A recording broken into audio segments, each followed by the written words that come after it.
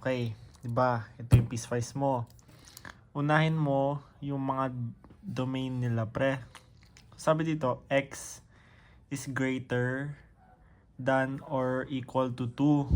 So, ibig sabihin nun, simula ka sa 2, tas lahat ng mas malaki sa 2. So, ito yung 2, di ba? Ito yung 2. Ito, hanggang pag ganun, doon lang yung graph mo. So, next, titingnan na natin yung function. So, magsisimula tayo sa 2 mismo. So,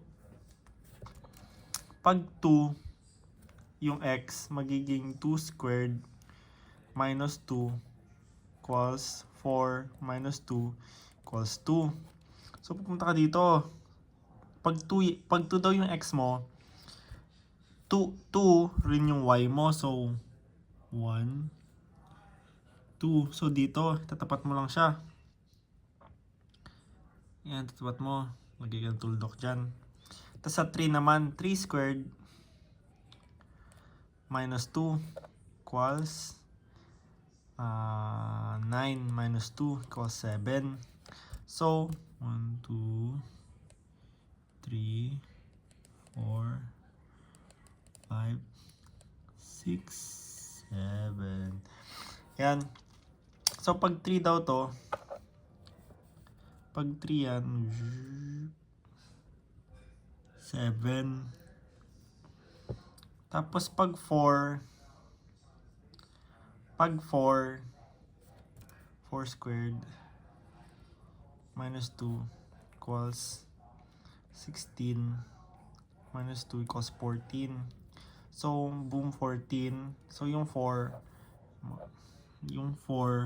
pag 4 yung x mo, 14 yung, sige sabihin na natin dito, 14 yung, sige so, ganon. Kahit 5 pataas kung kahit hanggang saan mo gusto. Tapos, di ba alam natin x squared? So, parabola yan. Ibig sabihin, hindi mo to i-connect na diretso lang. Hindi mo sila i-connect na diretso lang. Dahil parabola siya, pa-curve siya, pa-curve. So, i-connect mo siyang pa-curve. Ganon. Okay. Basta, connect yan na. Connect. Yan, ganon. Basta, diretso dapat yan na. Ang lala ko lang mag-drawing. Basta, diretsong pa-curve yan. Basta diretsong pa-curve yan. Yan na yung ito mo. Yan na yun. Next is ito. Punta ka lang sa x equals negative 3. Ito. Pag x equals negative 3 daw, 2 yung y mo. So, 2 negative 3 dito. Yun lang. Yun. Kasi hanggang sa point lang na negative 3, 2 daw siya. 2. So, next. Tapos na tayo dito. Tapos na.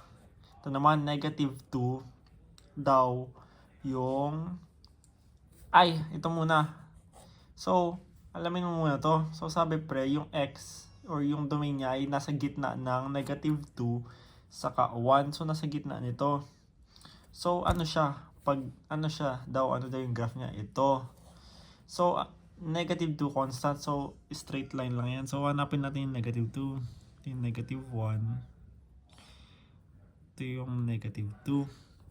So, sa negative 2 to 1, negative 2 to 1, negative 2 daw siya. So, pero, hindi equal. So, hindi siya tatama sa negative 2. So, dito lang siya. Dito. Ganun.